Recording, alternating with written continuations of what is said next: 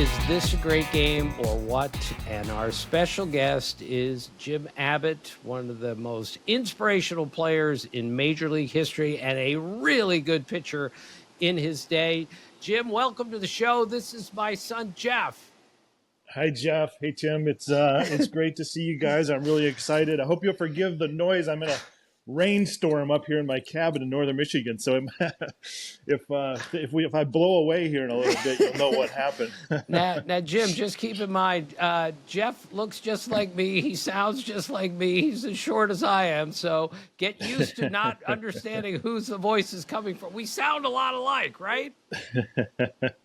Well, I think it's so cool that you two do this together, and it's an honor to join you. Well, thank you. Well, thank you, Jim. I mean, it's been a dream come true for me to do this show with my dad. And, you know, it's so funny. We now do 3 episodes a week, right? Tuesdays and Thursdays are just my dad and I chatting back and forth, talking about the game, doing different segments. And on Wednesdays, we're joined by a guest. This week, it's you. But last week, we were texting back and forth because now we text and are on the phone. I don't know, Dad, what do you think? 9 hours a day, it seems like, because we're father and son and we have a podcast together. But he said, oh my gosh, it's the anniversary of a very big day of my friend Jim Abbott. We have to talk about that on Thursday. But he said, maybe we can get him on to come on Thursday. But then him and I both said, no, we have to have a full episode with Jim Abbott, not just talking about this big anniversary. So thank you for taking the time to chat with us this long. And we were glad to play a portion of the interview back on this past Thursday and now have you for a full episode today. Well, thanks for remembering that date, Tim. That's that was a while back, but you know, I tell you, it's a really special date for me. It was a Saturday morning. I woke up, went to the ballpark, Yankee Stadium. I hadn't had an incredible year that year with the Yankees. There was a little bit of frustration, I think, on everybody's side, and that day changed my life. It really did. And you know, that 27th out, the connection with the Yankees organization, the connection with the city of New York, even, it just turned out to be a magical thing in my life. Jim, when Matt Noakes ran to the mound to hug you that day, you looked at him, and I can't read your lips. What did you say? How about that? What do you remember what you said when Matt Noakes ran to hug you on the mound? I do remember, only because I watched it recently with our friend Jeremy Schaff. Sure. But I said, "How about that, baby?" Yeah. Or something along those lines. That was so good. Speaking of Jeremy Schaff, Jim, the documentary he put together on you was just unbelievably great. And Incredible. Jeremy is like wicked smart and everything. What was it like hanging out with him to do that piece? You know, I knew Jeremy a little bit, and when he came on board, it added a legitimacy immediately to me that maybe the story could be told a little bit differently. Because I did interviews with Dick Schaap, right? You know, when I was in high school. It goes back. There's actually a couple snippets in the film of Dick Schaap talking. If you listen carefully, you can hear it. And I think Jeremy's kind of proud of that. But yeah, he was great to work with. You know, he and Mike Farrell, the director, they came to me and they said, we think we can do something and tell this story in a little different way. And I'd really enjoyed working with him. I'm a huge fan of ESPN's documentary programs, whether they're Incredible. 30 for 30 or E60. And, you know, when it came out, I have to say it was an emotional event for my family and for me. And I'm really honored to have participated in it. And Jim, what kind of feedback have you gotten since everyone got to see that remarkable documentary? It's been overwhelming a little bit, to tell you the truth, guys. I've heard from some very, very close family friends, and from people all over, you know, who I hadn't heard from in years. A lot of former teammates. I was amazed. I heard from Brian Harvey, the old our relief pitcher for the Angels, who I thought he just lived in the woods. I didn't hear anything, let alone have a TV. But it was just so heartwarming. And, you know, even for me, and I won't go on and on, but it just goes to show you, you know, I played differently. I'm missing my right hand. And I never wanted to make that the center point of my career, my playing days. I felt like, I was selfish. I wanted to be the best version of myself I could be, the best pitcher I could be. And all the while, there was this kind of alternate story that was going on behind the scenes, in ways even that maybe I had forgotten a little bit about or didn't actually even know was happening. These families and these kids, and they're coming to the ballpark, and it just shows you the impact of how we go about our daily lives, but yet people are watching and people connect and they love baseball. They love the stadiums, the players, the teams, and it's just a cool experience. So, Jim, I want to tell you about we called our listeners family members, because we end every podcast with thanks for being a part of our family, because this podcast is deeply personal to us. And we recently heard from a new member of the family, Andy Abbott, right? And him and his family, they're absolutely huge fans of the podcast now. He shares it with his kids. His daughter is 9. Her name is McKinley Abbott. Oddly enough, McKinley is my 2-year-old daughter's name. And McKinley Abbott also has a arm differential. Mm-hmm. So she is just starting softball this year, and she's been inspired by your story. And I know you've probably heard so many great stories from young athletes who learn your story and want to learn more about it. So I wanted to just give her a big shout out, because she's starting softball this year at 9 years old, and she's listening to this podcast, and they messaged us. This is just, I might tear up a little bit. They started messaging with us, Dad, like the beginning of last week. Hi, I'm Andy Abbott. Love the show, whatever. We'd love more Jim Abbott stories. And then we got to tell him, well, we're going to have Jim Abbott on the show next week. So it's just really cool. I feel like, God works in mysterious ways. And as a family podcast, it's pretty cool to have Andy and his daughter, McKinley, such a fan of yours and your story and what you've been able to do. So I just wanted to kind of introduce you to them as well. And Jim, that's amazing. Yeah, Jim, what is your message to McKinley Abbott and everyone else that has whatever we'll call this, how you overcome something like this? What is the message? McKinley, hi there. I hope you're having fun playing softball. I hope you love softball. I hope whatever it is that you're doing is something that you love, because, I understand that the road isn't always smooth. There's some bumps along the way when I think they call limb difference now. And the experience, will test you a little bit, but having baseball to turn to, having sports really, but baseball in particular, became an amazing outlet. Some of those lonely times, maybe an awkward glance on a playground, entering into a new school year with new classmates and a new teacher and walking down a hall and feeling a little bit different. I turned to that brick wall where I would throw the baseball, and I would, just kind of be alone with my thoughts and throwing the ball. And I wasn't trying to perfect the glove switch. I was just out there sort of venting some frustration and doing something that I love to do. So for McKinley and all the kids out there, I think it's important to find what you love. Find what you love and embrace it and use it. And anything is possible. Anything really can happen in this world. It might seem incredibly improbable, but great things can happen. Jim, when did you decide that great things are going to happen for you? Was it age 5? Was it age 10? When did you say, I'm going to do this? I think I was like every other kid. I didn't have any visions. The Detroit Tigers were my team. I grew up in Flint, Michigan, and the Jack Morrises and the Alan Trammels and the Lou Whitakers, and I could go on, Mark Fidrich, all the old Tigers. I just wanted to make the next team. My friends were playing Little League, so I wanted to be on their team.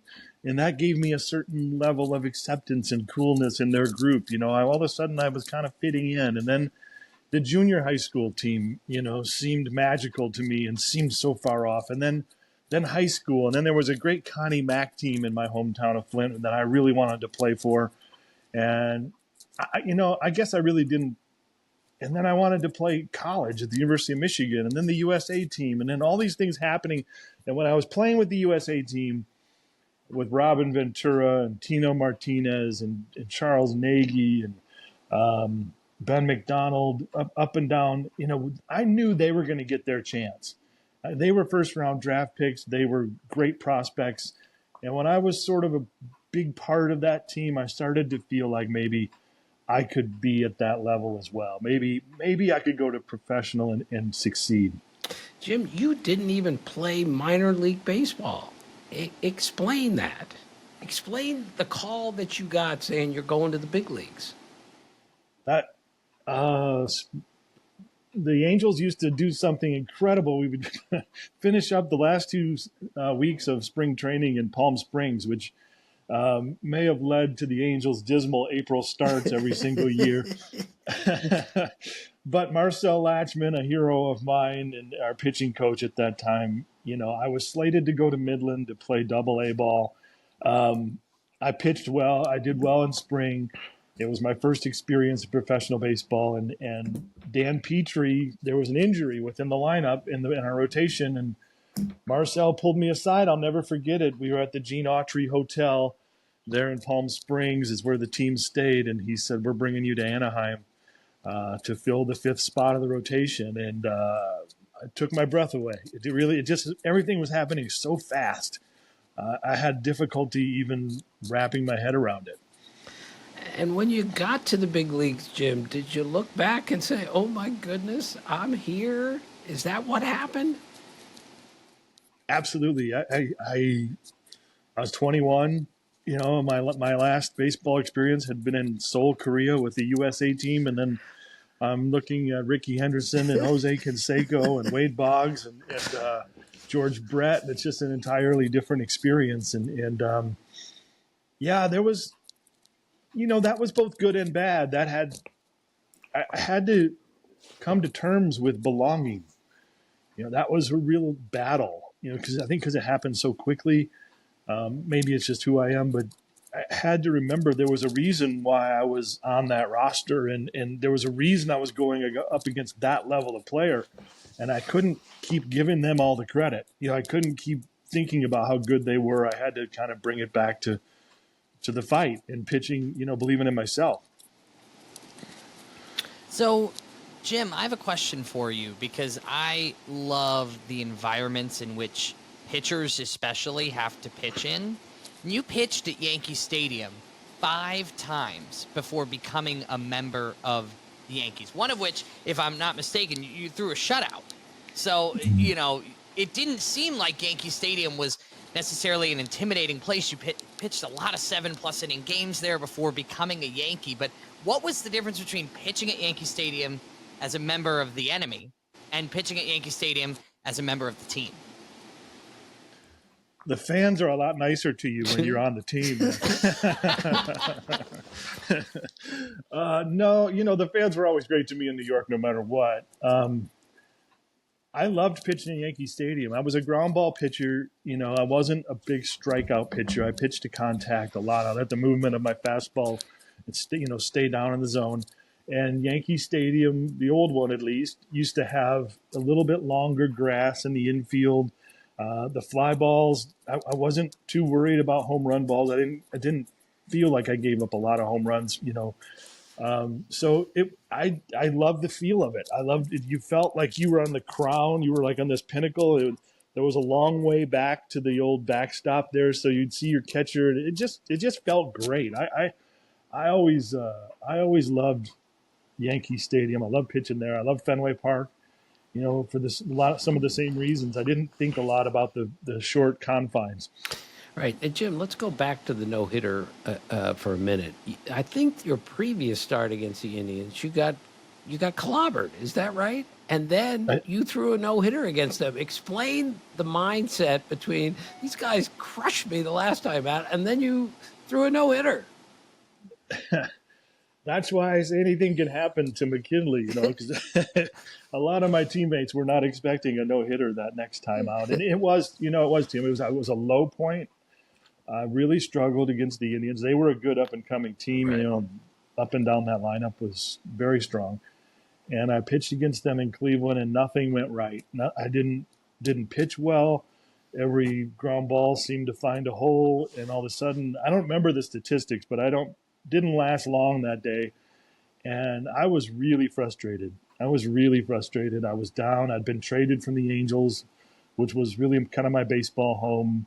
I felt like I was letting the Yankee organization down a little bit. And I went running. I left the stadium. Like, you're not supposed to do that. And I put on my running clothes and I left the stadium, and we won the game. I came back, and Buck Showalter wasn't too happy with me for leaving the stadium. And, you know, the next outing out, there was a lot of talk about how poorly I had pitched in August. And, was I going to be able to hold my place in the rotation even? And so that day I went to the stadium weirdly a little bit looser. Like the worst had happened. I felt like it, I'm not going to say rock bottom, but it felt like I had kind of bounced off the bottom a little bit, and like what more could go wrong? And I had Matt Noakes behind the plate that day, and you have a great memory for that. He was enthusiastic, positive guy, and we came up with a great game plan. And, things just kind of went our way that day. Hard hit balls were at somebody, and that trust finally, started to come back, and the ball came out of my hand better as the game went on. And so, anything can happen. What happens in your last outing does not dictate what happens the next time out. Yeah, Jim, Buck is one of my favorite people of all time. He just called me last night. And of course, you know how this works. He just starts off in a complete sentence. Like, it's not even Tim, hey, it's Buck, can I talk to you for a minute? He just asks the question, hey, did you ever notice that? What was it like playing for Buck in New York? Buck was great. When I could understand what he was saying, he would kind of sidle up to you in the outfield, and he would kind of whisper out of the side of his mouth, and I have to listen really close, with that accent. But I like you, Tim, I have a great admiration for Buck and Gene Michael. And like I said, I didn't pitch as well as I wanted to, so I always felt a little, not defensive, but you don't want to be the guy who's not holding up his end of the bargain. But honestly, I don't feel like Buck ever let that creep in to our relationship.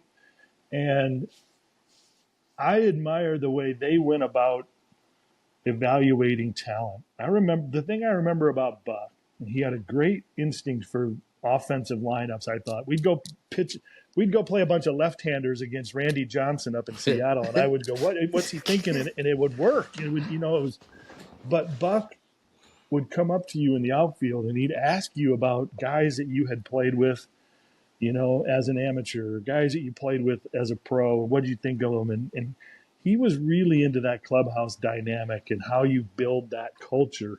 And of course, they went on to do the things that they did in the late 90s with Joe Torre. But, Buck and Gene really started that momentum going. I think it was his baseball acumen, that got that ball rolling downhill.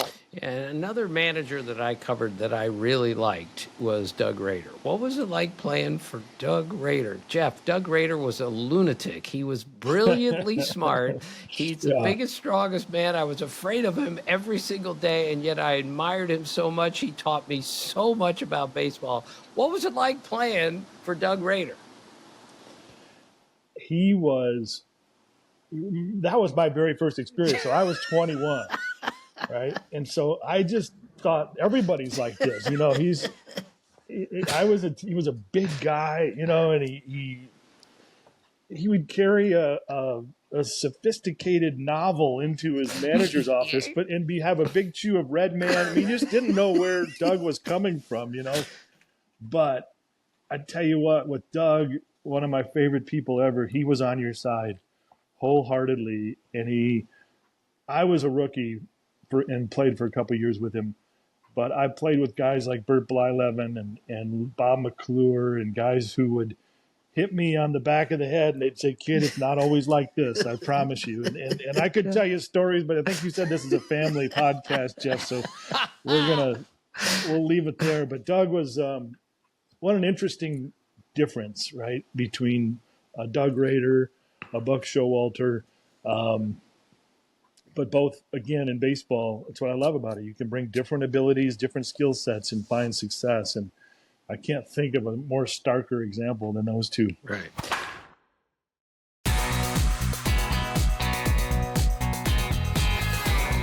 Jim, you played quarterback in high school, correct?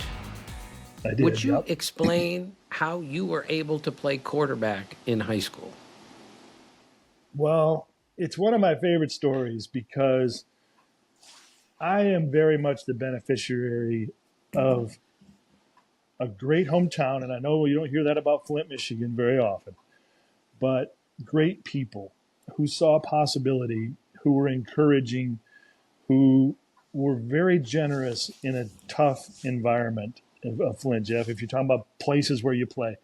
And I never played football before. You know, I played baseball. I was a skinny kid. I could throw. And they said, "Get down here. You're going to play football." And I said, "Well, I've never played. You know what?" And I didn't know how to put the helmet on, the pants, anything. I was a complete mess. And we had a very good team. We were a state championship caliber team in Michigan back then. And those coaches, you know, they took the time to figure out how I could take the snap. You know, I had to use my right forearm almost as a hand and get a little bit lower, drop my right shoulder, and then drop my right knee so I could get a little bit lower. And then, you know, the handoff to the running back to this side, to my left side, I couldn't do it the orthodox way. So we had to maneuver the football just a little bit to make that transition. And but they were going to find an answer. You know, they were bound and determined that wasn't going to stand in the way of me being a quarterback on the high school football team.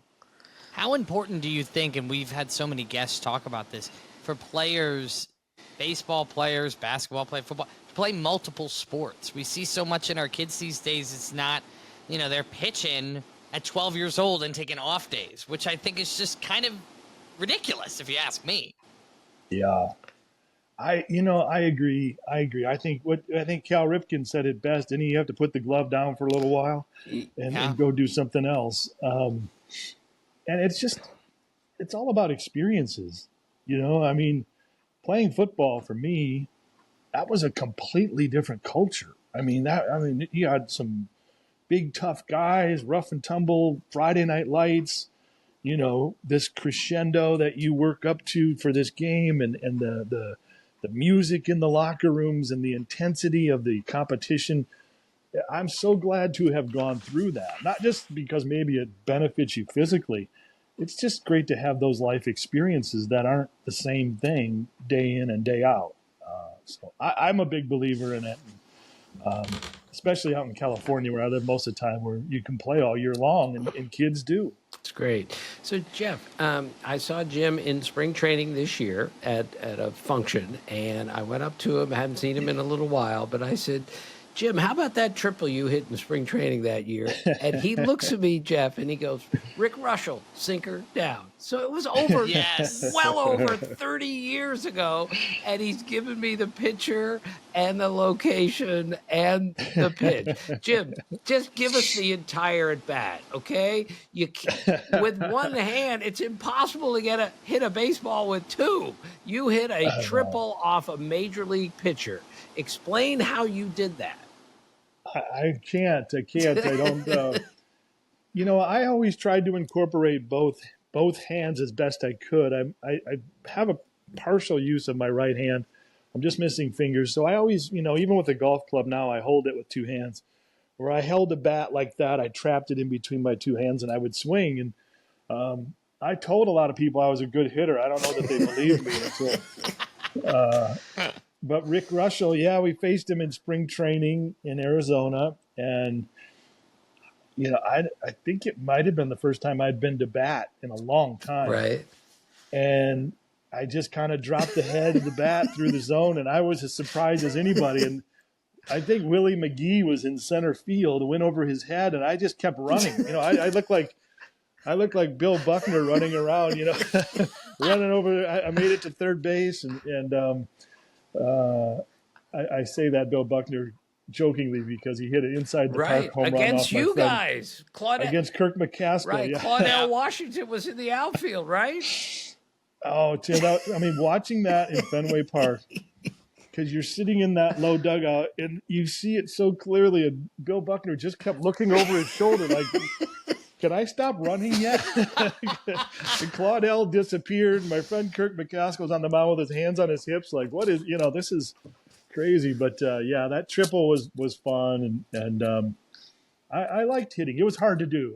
Hitting, I had about 20-some at-bats in the big leagues. Got a couple of hits, both off the same pitcher, John Lieber. Really? One was in Wrigley, and but it gave me a real respect. Even what most people might consider to be an average starting major league pitcher is enormously talented. The speed, the movement, it's very intimidating if you're not used to doing it. How good a hitter were you in high school? I was okay in high school. I could hit. Yeah, we have aluminum bats, of course, and Did you hit 400? Did you hit home runs? I did. Yeah, I did all that stuff. Yeah, but then they started throwing curveballs, and then they told me to go work on my pitching. So, it was fun. I loved being part of the game. You'll hear pitchers say that instead of just going to sit in the dugout or sit in the tunnel, you're participating. You're watching what's going on. You're waiting for your time to come up. Jim, 1988, you played on the USA Olympic team in Seoul. What was that experience like? I just did a quick once-over of the lineup there. What a team you guys had, first of all. But how cool was that? The final game, you defeat Japan. And this is the year after you win the Golden Spikes, right? So this is like a couple very big years for Jim Abbott. What was that experience like? Jeff, it was great. And that team was an all-college team. Mm-hmm. So right. Only amateur players were allowed in the Olympics back in those days. And we were drafted, but you couldn't accept your signing bonus, and you had to put off going off to your pro career. So that was sort of the backdrop. And you can imagine you had the best college players in the country. Like I said, Robin Ventura from Oklahoma State, and Ben McDonald from LSU, Skip Bertman from LSU was our pitching coach. Mark Marcus from Stanford, and the closeness of that group of guys, because it was not glamorous. I'm going to be honest. We traveled. We had to finish at least in second place in the Pan Am Games the year before. So we had a lot of guys who played together for one summer. And forgive me for going on and on. It's one of my favorite baseball memories. But the next year, we all came back, training barracks in Millington, Tennessee. We stayed on a military base. We trained for a couple of weeks, and then we set off around the world. And, Japan and Cuba and Italy. We played in the World Championships. We played the Cubans. And our two teams would travel together, so we would kind of get to know each other. We ate at community potlucks. We carried our entire summer worth of clothes and equipment with us everywhere we went. And so to get to Seoul, Korea, to be in that atmosphere, to be on that mound for that last game after all of that was just such an honor. And to win and be out there for the last out, being at the bottom of that pile was one of the happiest moments of my life. And just 25 of your best friends just screaming and yelling for joy. Jim, when they put the gold medal around your neck, what was going through your mind? A couple things, Tim. I felt like, one, I was a long way from home, and I wished my family, Seoul was not in the cards for travel for a lot of families. Some people did, but not many. And I watch the Olympics, and I get emotional when I see people up on the podium, and I see the individual accomplishment, and that must be something. But our whole team was on the podium, 25, 22 guys, whatever our roster was.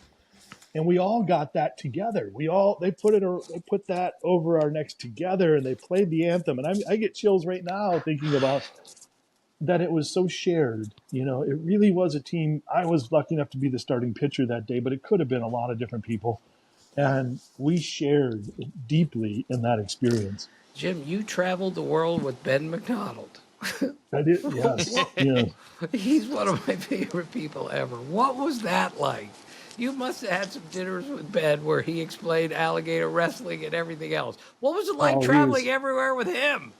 he was 1 year younger than us. So he was a sophomore and destined to be the number one pick in the draft. I mean, he had it all, right? I mean, the size, he was just enormously talented. So first, that's what I remember. And we gave him we teased him a lot. One, because he was a little younger. And two, Skip Burtman, his coach. I don't know if you guys know Skip, I but do. Skip's a character. Right. Skip was Ben's college coach, of course, at LSU. Right. And, you know, and I would say favored son too. Let's not put a coat on it. You know, so we always were teasing Ben about preferential treatment and how Skip was always looking out for him. But great guy. He's the same exact person at 20 years old that I see him on the broadcast now. He talks the same. He acts the same. He's never changed. It's just wonderful. Jim, you talked about your golf game. Are you a pretty good player? I'm okay. You can say yes, Jim. It's okay. I think it's all relative, right? I'm a single digit handicap in the high, but saying that, I thought I'd be better saying that than I am. It's always a mystery where the ball's going to go, and I can get around the course okay. I really love it, and as you know, so many former players are out there doing it, and it gives you a chance to just stay connected. So good. Jim, I want to know, and I love asking former players this question. When you made it to the big leagues, or even maybe a couple years in, was there ever somebody, and we've asked Hall of Famers this question to guys who just had a cup of tea, right? Or guys like you that had good, healthy, long careers, right? Was there a guy when you got to the big leagues, you said, oh my gosh, he is playing a different game. You know, I don't even know how he does what he does, whether it's a batter or a pitcher that you played with or against. There's a few. I mean, we all know a little bit of the stigma of the Oakland A's in the late 80s and early 90s.